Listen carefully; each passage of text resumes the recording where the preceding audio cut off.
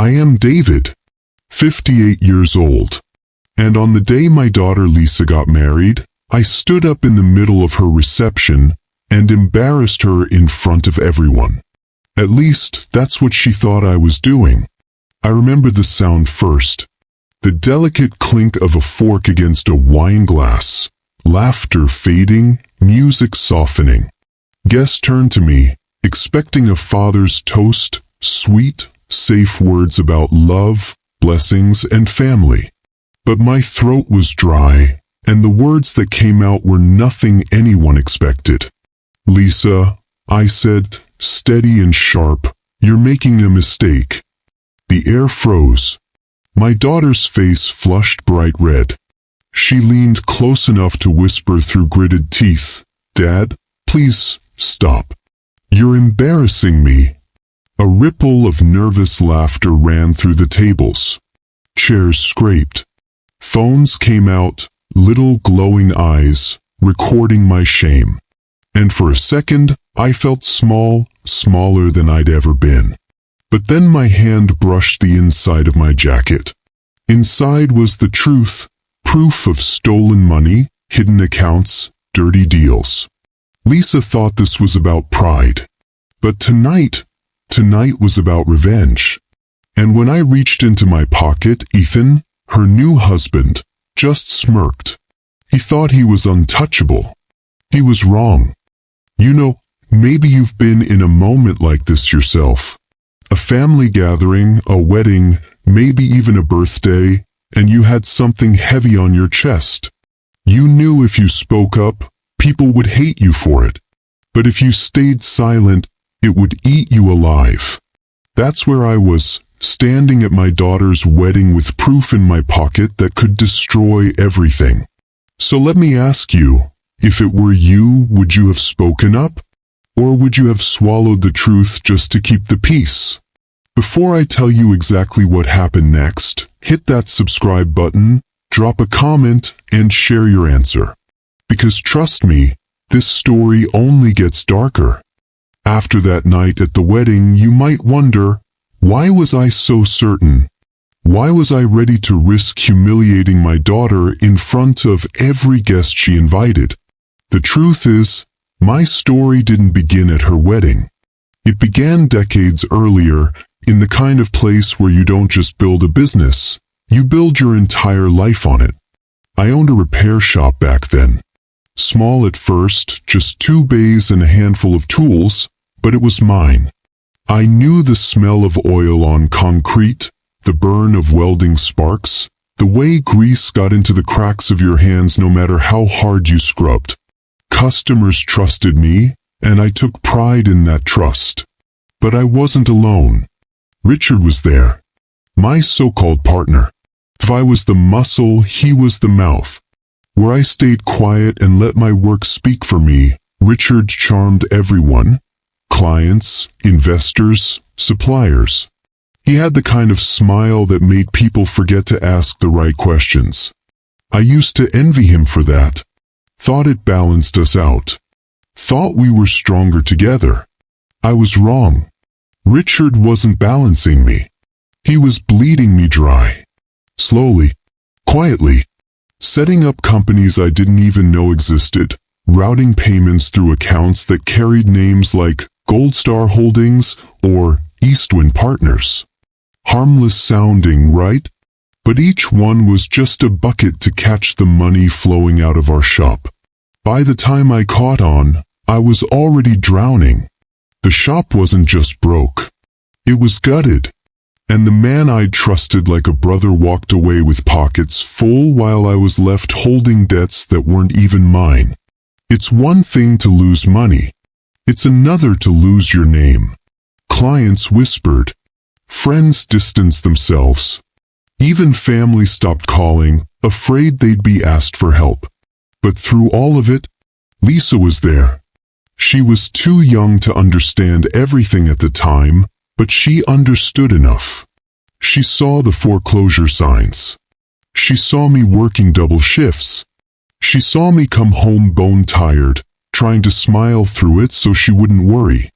And you know what? That little girl gave me strength I didn't even know I had.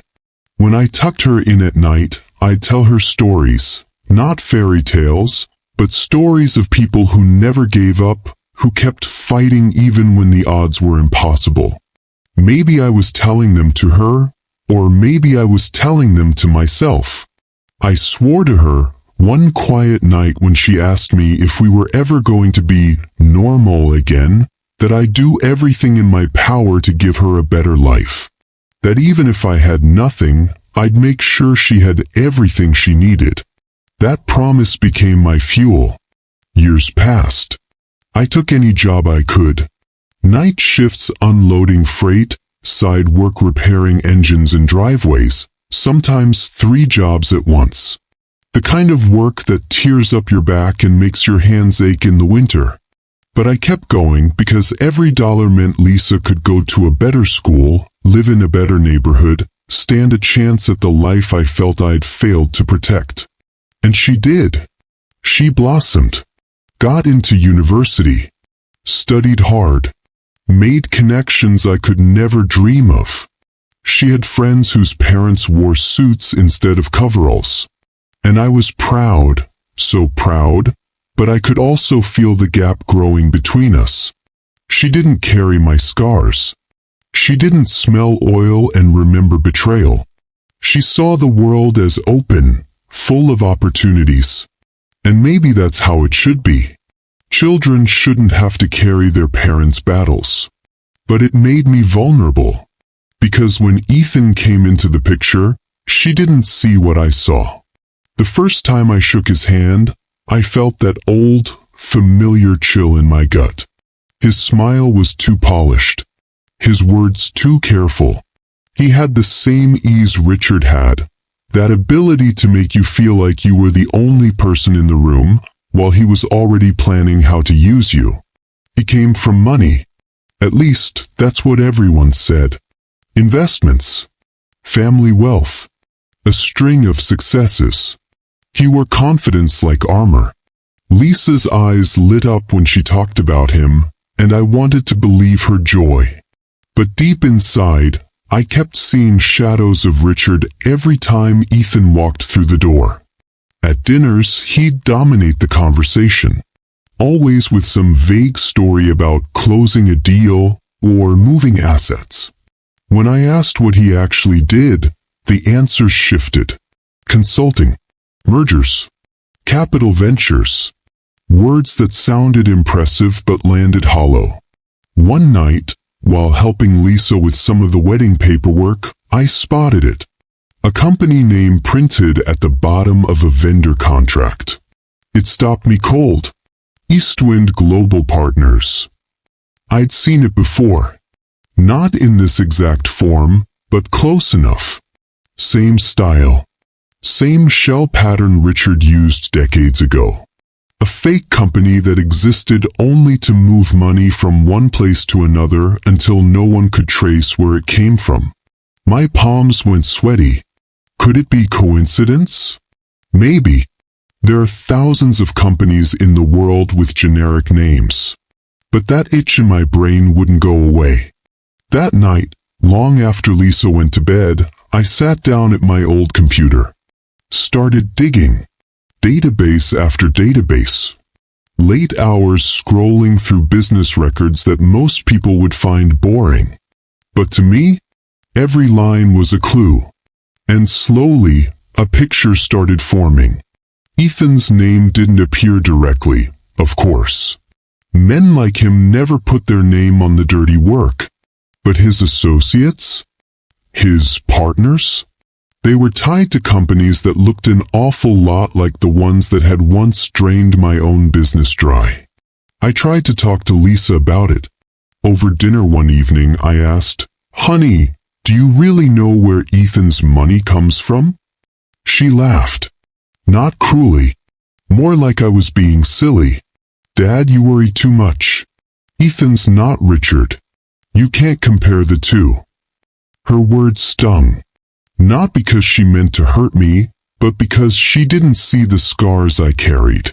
She didn't understand how deep betrayal runs once you've lived through it.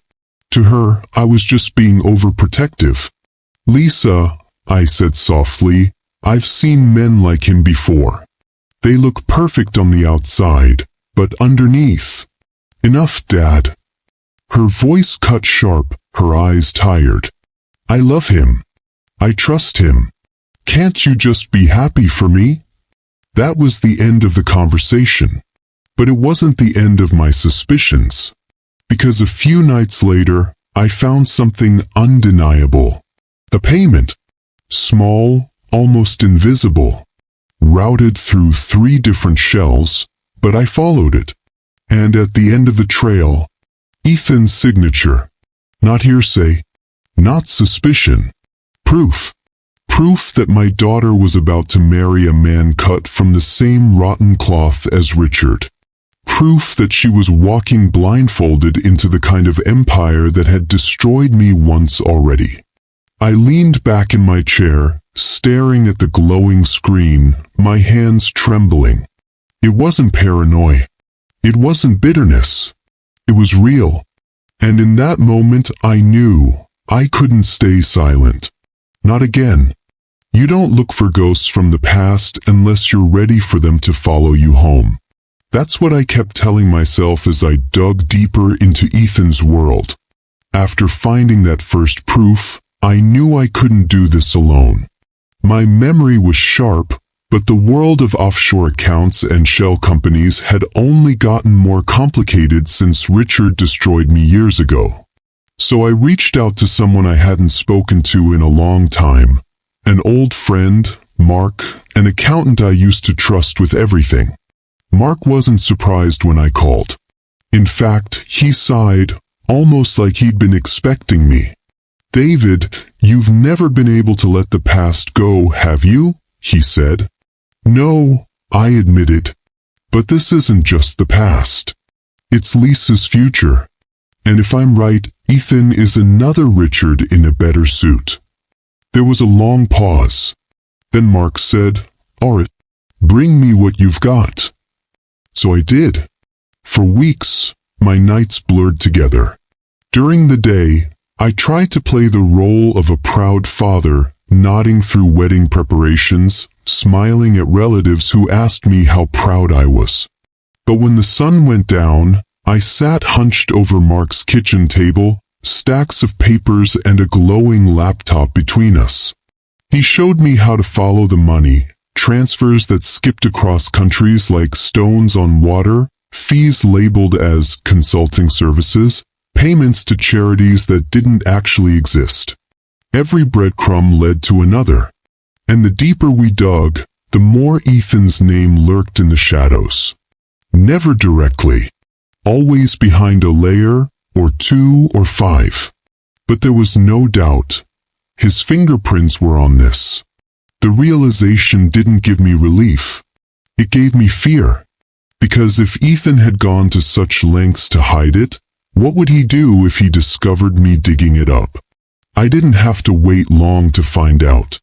It happened one evening at Lisa's apartment. She'd invited me for dinner. Ethan was there, of course, pouring wine like he owned the place. He flashed me that same rehearsed smile, the kind that hides more than it shows. Halfway through the meal, I couldn't hold it in anymore. Ethan, I said, putting my fork down, why don't you tell me about Eastwind Global Partners? The air changed. Lisa blinked, confused. Ethan's smile didn't falter, but his eyes sharpened like knives.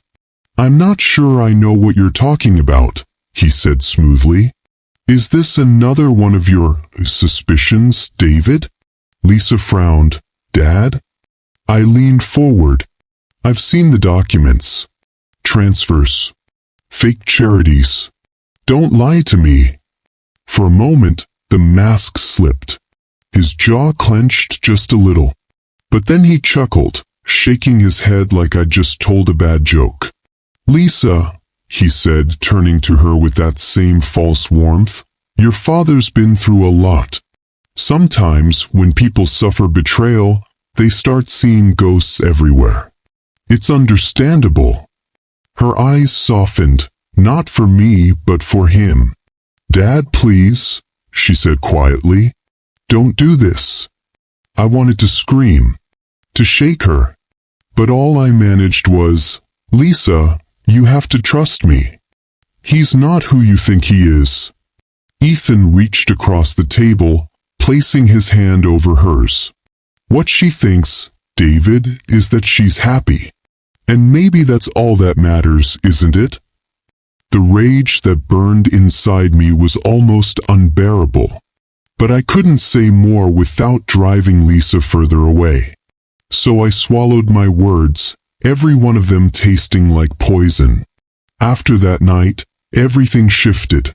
Lisa stopped answering my calls as quickly. She canceled the Sunday dinners we used to have. And when she did speak to me, her voice carried a sharpness I'd never heard before. One evening, she showed up at my door. Tears in her eyes, anger in her voice. "Why are you doing this?" she demanded. "Because I love you," I said softly. "No," she snapped. "If you loved me, you'd let me be happy. Instead, you're tearing down the man I love. Do you want me to hate you?" Her words cut deeper than any knife. I shook my head. "Lisa, I don't care if you hate me. I care that you're safe. I care that you don't end up destroyed the way I was." She stared at me, shaking her head. "You're so paranoid. You see Richard in everyone. Ethan is not Richard." Then she turned and left, the sound of the door closing echoing through my empty house. I stood there in silence, wondering if I'd just lost the only person I'd spent my entire life protecting. It wasn't long after that the threat started. At first, it was subtle. An envelope slid under my door. Inside, a single photo of me, taken while I was sitting in Mark's kitchen with the laptop open. No words, just the photo. Then came another. A note, typed with no signature. "Stop digging, or we'll bury you like before." My blood went cold. I showed it to Mark. He paled but shook his head. "David, you know what this means. We're close. Too close." We doubled down. Because fear can paralyze you, or it can push you. And I'd already spent years living paralyzed by what Richard had done. I wasn't about to let Ethan do the same. Not to me, not to Lisa. Mark uncovered more each night. Ethan's empire wasn't built on real investments. It was built on a web of lies. Fake charities supposedly helping children overseas, but the money never left the account. Consultancy fees paid to non-existent firms. Offshore transfers that circled the globe before disappearing into black holes of secrecy. It was brilliant in its design, and horrifying in its intent. I kept thinking about Lisa, about the life she believed she was marrying into. The vacations, the promises, the stability. She didn't see the rot beneath the shine, but I did, because I'd lived it before. And this time, I wasn't going to let the story end with me ruined and silent. One night, while Mark clicked through another chain of transactions, he froze. His eyes narrowed at the screen. "David, look at this." I leaned over his shoulder. There it was, a transfer order, already queued. A massive sum, funneled through 3 different countries. But this one wasn't old. It wasn't history. It was scheduled. For tomorrow. Within 24 hours, millions would vanish into the abyss. Money Lisa thought was family wealth. Money Ethan would use to secure power, to keep her blind, to crush anyone in his way. Mark looked at me, his face pale. "If we don't stop this, it's gone. And if Ethan knows we found it, so are we." My chest tightened, breath catching in my throat. This wasn't just suspicion anymore. This wasn't just paranoia. This was war. And the clock was already ticking. When you've lived long enough, you realize the hardest battles aren't fought with your fists or even your mind. They're fought in the silence of your own thoughts. And that's where I was, trapped between silence and action. The night before the wedding, I sat alone in my living room. The house was quiet, too quiet. On the coffee table in front of me lay the evidence Mark and I had gathered. Forged contracts, fake charities, bank schedules, all neatly organized in a folder. Each page screamed corruption. Each page was proof that Ethan was a mirror image of Richard, only sharper, richer, and far more dangerous. I picked up one of the contracts, the ink smudged from where my fingers had traced the numbers too many times. Transfers scheduled, accounts ready to be emptied. Millions disappearing within hours. I knew the damage. I'd lived through it before.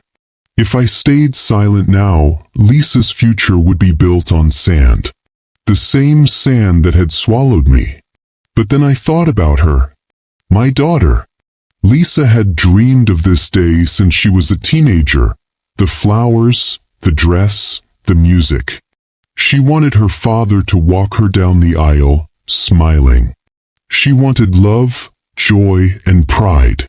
And what did I have to give her? Accusations. Proof that the man she chose was a fraud. If I spoke up, I wouldn't just be exposing Ethan. I'd be ripping apart Lisa's dream. I'd be the man who ruined her wedding day. The father who humiliated her in front of everyone she loved. The thought hollowed me out. That's when the phone rang. At first, I thought it was Mark, calling to reassure me, maybe to tell me he found another piece of evidence. But when I answered, the voice on the other end wasn't his. It was distorted, mechanical. Stop. Just one word. I froze, heart pounding. Who is this? Silence. Then the voice again. Stop digging. Stop talking. Or Lisa pays the price. The line went dead. I sat there, phone pressed to my ear, blood turning to ice. They knew. Not just about me, not just about Mark, but about Lisa. They knew exactly where to strike. My hand shook as I set the phone down. My mind was screaming. Was it a bluff? A scare tactic? Or a promise? For a moment I thought about walking away. Burning the folder. Forgetting the evidence. Letting Ethan win, just to keep Lisa safe. But then I saw Richard's face in my mind. The smug smile he wore when he walked away from my ruined shop, pockets full of money that wasn't his. I remembered the humiliation, the emptiness, the way people looked at me like I was a fool. And then I saw Lisa, years ago, holding my hand at that foreclosure sign, asking me if we'd ever be normal again. That's when I realized, if I stayed silent, I wouldn't be protecting her. I'd be sentencing her. Because men like Ethan never stop. They consume everything.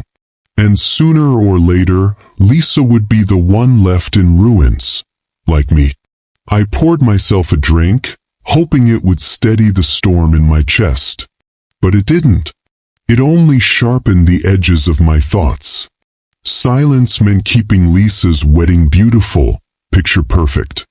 She'd smile. She'd believe her life was flawless. But beneath it all, the fortune would vanish, and the foundation of her marriage would rot. Action meant ripping the veil off in front of everyone. Her friends. Her family. Hundreds of guests. She'd hate me for it. Maybe forever. I gripped the glass so hard I thought it might shatter. How does a father choose between being loved and being right? Between his daughter's happiness today and her survival tomorrow? There was no easy answer. Only one truth: I had to act. Because if I didn't, she'd wake up one day, maybe years later, with nothing. And she'd look at me and say, "You knew. You knew when you stayed quiet." I couldn't let that happen. I set the glass down and opened the folder again. The papers felt heavy, heavier than they should. Not just ink and signatures, they were weapons. Weapons Richard once used to destroy me. Weapons Ethan was using now.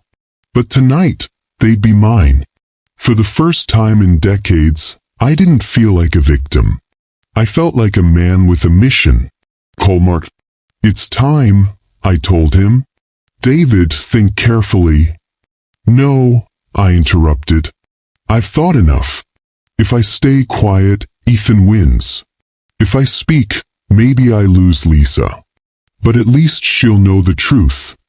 There was silence on the line. Then Mark sighed. "All right, but be ready. Once you do this, there's no going back." I hung up, heart hammering, and walked into my bedroom. On the chair sat the jacket I'd planned to wear for the wedding. Navy blue, pressed neatly, with pockets deep enough to carry the truth. I slipped the folder inside, feeling its weight settle against my chest like armor. I looked in the mirror.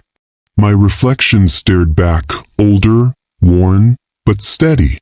For years, I'd carried the scars of betrayal. For years, I'd hidden from men like Richard and Ethan. But not anymore. This wasn't just about money. It wasn't just about revenge. It was about justice. About keeping a promise I made to a little girl decades ago, that I'd always protect her, even if she hated me for it. The next morning, as the sun broke over the horizon, I locked my front door and walked out with the folder tucked inside my jacket. Every step toward the wedding hall felt heavier than the last, but my resolve only grew sharper. Lisa thought today was her perfect day. Ethan thought he was untouchable. But I was walking in with the one thing neither of them expected: the truth. And I was ready to burn it all down. I've always believed that life has a way of testing you when you're at your weakest. It doesn't nudge you. It doesn't warn you. It throws you into the fire and watches to see if you'll crawl out alive or stay down in the ashes. And after the phone call, after the threats, after deciding to go through with it, I realized something. If I wanted to face Ethan, I couldn't just walk in with papers and hope for the best. I had to be smarter, faster, ruthless even. For once in my life, I couldn't afford to just react. I had to plan. The first thing I did was make duplicates. Every page of evidence, every contract, every bank schedule, I scanned them, encrypted them, sent them to 3 different places. Mark, my accountant friend, Jonathan, an old client I'd once helped who now owed me more than just a favor, and myself, tucked away in a cloud account under a name no one would ever trace back to me. I couldn't take chances. I'd been burned once before, back when Richard gutted me financially. One misplaced document, one lost trail, and I was left with nothing. Not again. Mark met me in his office that morning, the smell of stale coffee and printer ink filling the air. He was pale, his tie loosened, eyes red from staying up half the night with me. "You realize what you're doing, David?" he muttered, sliding the freshly printed duplicates into folders. "You're not just exposing Ethan. You're declaring war on people who don't lose." I leaned against his desk, my hands steady for the first time in weeks. "Good," I said quietly, "because I don't intend to lose either." For the first time, Mark didn't argue. He just looked at me, like he finally saw something different. Not the broken man who'd once lost everything, but someone dangerous. By noon, we had a temporary freeze put on the transfer. Mark called in a favor from someone he knew in compliance at the bank. It wasn't a big freeze, 24 hours, maybe less, but it was enough to stop Ethan's first move. When Mark hung up the phone, he gave me the faintest smile. "That buys us time." I nodded, gripping the edge of his desk. It felt like a win. Small, fragile, but a win nonetheless. And for a man who hadn't seen victory in decades, it felt like breathing again. Jonathan, the old client, called me later that afternoon. His voice was firm, steady. "If this goes to court, David, I'll stand by you. I still remember how Richard ruined you. If Ethan's anything like him, the world deserves to know. My throat tightened. It wasn't just me anymore. People were willing to step forward. It meant something. For the first time in years, I didn't feel alone in my fight. But victories are dangerous things. They make you believe you're safe just for a moment. And that's when the enemy strikes hardest. That night, when I came home, my front door was ajar. My chest tightened as I stepped inside. The folder. The original evidence. Gone. Papers scattered across the floor, drawers pulled open. My sanctuary violated. And in the bathroom, scrawled across the mirror in red lipstick. Stop. Last warning. I stood there staring at my own reflection beneath the words. My heart raced, but anger burned hotter than fear. They wanted me rattled. They wanted me to fold. But all it did was harden my resolve. I picked up the phone and called Mark. They know where I live. But they don't know I made copies. And for the first time, I actually smiled. The next blow came the following morning. My personal accounts, what little I had left, were suddenly frozen. Every dollar looked. I called the bank, furious. But I haven't done anything wrong. The woman on the other end hesitated, then lowered her voice. Mr. Carter, it came from above. Higher than me. I'm sorry. It was Ethan. He wanted me broke, desperate, begging. For a moment, I almost buckled. I stared at my empty wallet, the bills on my counter, the reality that I didn't even have cash to buy a proper meal. But then I reminded myself, money was the weapon he used. Truth was mine. And if he wanted to break me financially, fine. Let him. It only proved I was hitting a nerve. In those days, something inside me shifted. I used to be the man who second-guessed everything, who apologized for speaking too loudly, who carried the shame of a ruined business like a weight I could never set down.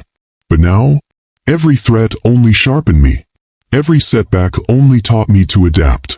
I started sleeping less, thinking faster, moving with a clarity I hadn't felt since my 20s. I wasn't just a father fighting for his daughter. I was a man who had been forged in betrayal, finally using the fire to burn back. One night, as I stood over the scattered duplicate documents, I caught myself whispering, "You should have finished me when you had the chance, Richard. Because now I know how to fight." The wedding day drew closer. Lisa still wouldn't return my calls. She texted me only short, cold replies. "Stop ruining this for me. Don't come near Ethan again." It cut deep. God, it cut so deep. But I couldn't let her words slow me down. Mark called me at dawn, his voice trembling. "David, bad news. They're pushing harder. The bank just flagged the freeze. I don't know how long it'll hold." "How long?" I demanded. "Hours. Maybe less." That's when I realized it wasn't just about exposing Ethan at the wedding anymore. I had to stop the transfer before it vanished forever. So I moved fast. I met Jonathan in a diner on the edge of town, slid him the duplicate folder, and made him swear he'd testify if needed. Then I drove to Mark's office, where we huddled over his computer, following the blinking trail of transfers, offshore accounts, shadowy entities. My hands shook as I traced the names, the same shell companies Richard once used. The circle had come full. "David," Mark whispered, pointing at the screen. "This is it. If that transfer clears, it's gone. No one will ever get it back." I leaned closer, my breath shallow. "When?" "Tomorrow. During the wedding." It was deliberate. Ethan timed it perfectly. He wanted me distracted, silenced, helpless. But he didn't count on me being ready. That night, someone broke into Mark's office. They didn't find the digital backups, but they destroyed his computer, shredded half the files, and left a note on his desk. "Enjoy the wedding, old man. It's your last." Mark called me, voice shaking. "David, this is getting too dangerous. They know everything. They're not bluffing." I took a deep breath. Then we stopped bluffing too. The morning of the wedding, I dressed in my navy jacket again, folder pressed against my chest. Mark called just as I was tying my tie. His voice was hollow. "David, the freeze is gone. The bank lifted it." My stomach dropped. "They're moving the money. Right now." I looked at my reflection in the mirror, my pulse hammering in my ears. This was it. No more time. No more warnings. By the time I walked into that wedding hall, either Ethan would be exposed, or Lisa would be shackled to a man who'd just stolen millions. And I wasn't about to let that happen. They say weddings are supposed to be about joy, about beginnings. But for me, that hall wasn't a place of beginnings. It was a battlefield. And I walked in carrying not a speech, not a father's blessing, but evidence. The chandeliers sparkled overhead. The guests were buzzing with laughter, wine glasses clinking, silverware tapping against porcelain. My daughter Lisa, God, she was radiant, stood near Ethan, her eyes bright, her smile glowing. She had no idea her world was about to shift forever. I took my seat quietly, folder pressed against my chest beneath the jacket. Every beat of my heart echoed louder than the string quartet in the corner. And then the moment came. The master of ceremonies tapped the microphone, his voice cheerful. "Ladies and gentlemen, please welcome the father of the bride, Mr. David Carter, to give his toast." Applause. Smiles. Phones raised. My legs carried me forward, but my chest felt like it might split. I reached the microphone, the hum of feedback filling the silence. And then I cleared my throat, the sound bouncing off the walls. My voice trembled at first. "Good evening. I know I'm expected to say something warm. Something about my daughter, my pride, my happiness." I glanced at Lisa. Her eyes softened, just for a moment. She wanted me to say the usual, the safe things, but I couldn't. I gripped the microphone tighter. "But I can't stand here and lie to you all. Not tonight. Not when I know what I know." The room shifted. Chairs squeaked. Glasses stilled. I turned toward Lisa. "Lisa, you've always thought your father carried old grudges. That I was a bitter man, holding on to wounds that should have healed. And maybe I was. But not this time. This time, I'm telling you because I love you too much to let history repeat itself." Her smile faded. Her brows furrowed. I took a deep breath. 30 years ago, a man named Richard destroyed me. He was my partner, my friend. And he bled my business dry, left me in ruins.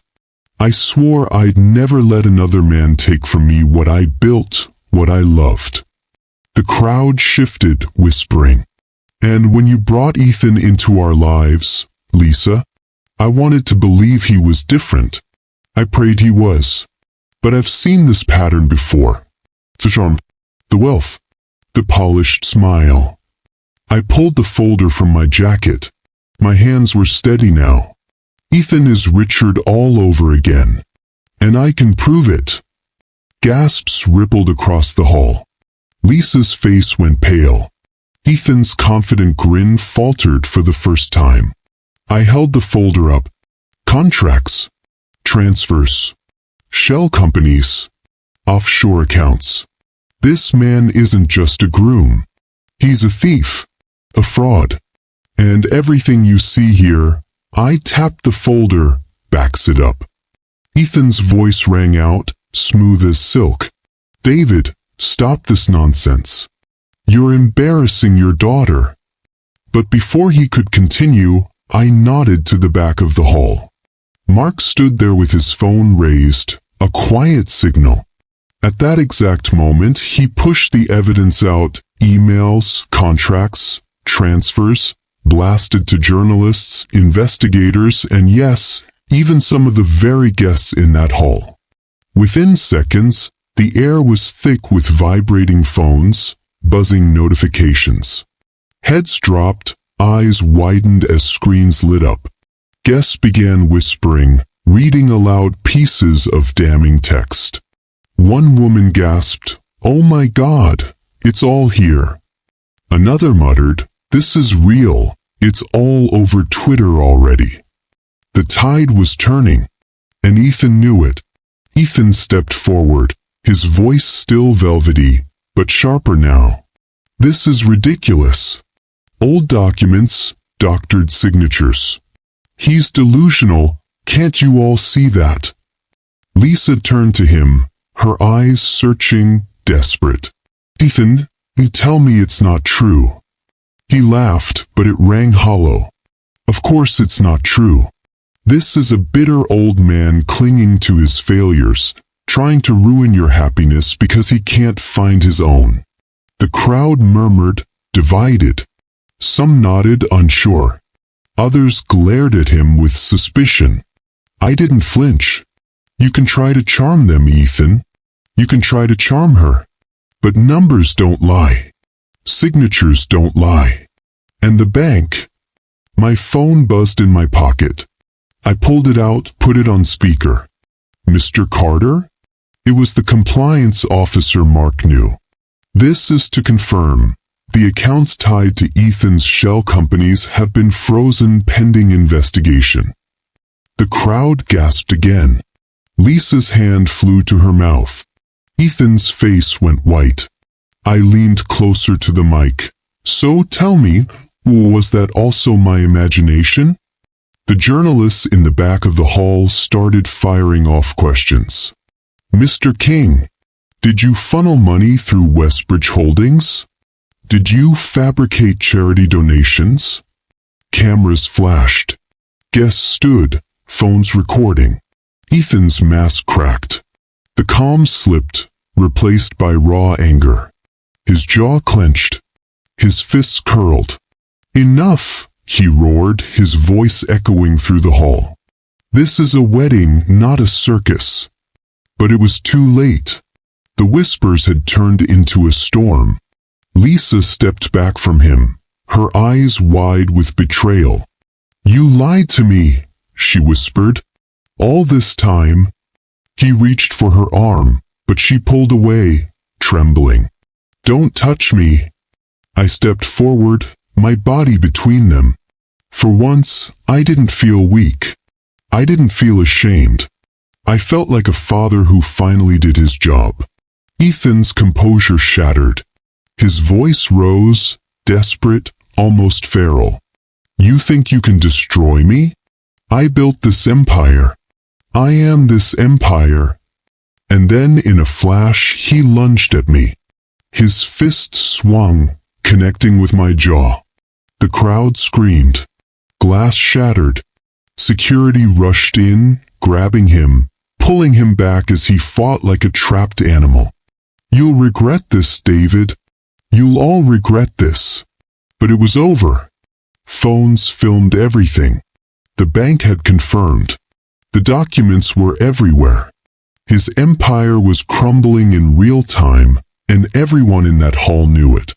As security dragged him out, his eyes met mine, no longer charming, no longer in control. Just a man undone. And I stood there, bruised, but unbroken. The silence in the hall was deafening. Hundreds of eyes stared at me, waiting for what I'd say next. And I knew this story wasn't ending tonight. It was only beginning. The next morning, my phone wouldn't stop buzzing. Headlines. Everywhere. Groom exposed as fraud at wedding. Millions frozen in offshore accounts. Authorities investigate Ethan King's fortune. I sat at my kitchen table, the same table where just days earlier I thought I might give up. Now it was covered in newspapers, buzzing with notifications. And every story carried the same message: Ethan's empire was collapsing. Regulators had launched investigations overnight. The transfers Mark and I flagged had been stopped midstream. For the first time in years, some of the money Richard and his partners had stolen decades ago, was clawing its way back to the victims. Including me. Not all of it. Never all of it. But enough. Enough to feel like justice wasn't just a word anymore. Still, there was no celebrating. Not yet. Because Lisa hadn't called. When she finally showed up at my door 2 days later, Her eyes were red, her makeup smeared. She looked more like the little girl who once clung to my leg than the bride I'd seen standing at the altar. "You ruined me," she whispered. "Do you have any idea what it felt like to be humiliated like that? On my day." The words sliced me open. I gestured to the papers spread across the table. "Lisa, I know what it cost you. But if I had stayed quiet, Ethan would have cost you everything. Not just your wedding. Your future. Your life." Her jaw trembled. She wanted to hate me. I could see it in her eyes. But beneath the anger was confusion. And maybe the faintest flicker of doubt. "I don't know if I can forgive you," she said finally. I nodded. "Maybe you don't have to. Not now. Just understand why I did it. I'd rather have you hate me for the truth than love me for a lie." Silence stretched between us, heavy as stone. But she didn't storm out. She stayed. And that was something. In the days that followed, the calls kept coming. Reporters. Investigators. Even old friends who'd written me off years ago. And with each call, I felt something inside me that I hadn't felt in a long, long time. Not revenge. Not even triumph. But reclamation. This wasn't about destroying Ethan. It was about taking back what was stolen from me. My name, my dignity, my place as a father who protected his child instead of standing silent while she was devoured. For once, I didn't feel broken. I felt whole. But just when I thought the storm had finally passed, Mark called me late one evening. His voice was low, almost afraid. "David, there's something you need to see." He sent a photo. A worn leather ledger, cracked at the spine, pages filled with names and numbers. Not just Ethan's accounts. Not just Richard's. Bigger. Whiter. Powerful people. Politicians. Corporations. A network so deep it made Ethan look like a small piece on a very large board. My stomach tightened as I scrolled through the names. So this was it. Ethan wasn't the end. He was just the beginning. And as I sat there, the glow of the screen lighting my face, one thought carved itself into my mind. I had won a battle, but the war was far from over. When I look back on it now, I don't think of it as revenge. Not really. Revenge sounds like fire, like destruction. What I did wasn't just about burning Ethan down. It was about restoring what was taken. For years, I thought silence kept the peace. I thought swallowing my pain meant protecting the people I loved. But silence is its own kind of poison. That night at the wedding, I realized something simple but heavy. Sometimes the truth will cost you. It may embarrass you, isolate you, even make the ones you love turn against you. But truth is the only thing that can set you free. And if being the villain in the moment saves someone's future, then so be it. So now you've heard it all. The night my daughter thought I embarrassed her, when in truth I saved her from a lifetime of lies. But let me ask you something. If it were your child's wedding, would you have done the same? Would you risk being hated in the moment to protect them in the long run? I'd love to hear your thoughts. Drop them in the comments below. Your stories, your opinions, they matter here. And if you've stayed with me this far, make sure to hit that subscribe button and give this story a like. It helps more than you know. Because the next story I'll share is darker. Another tale of betrayal, loyalty, and revenge.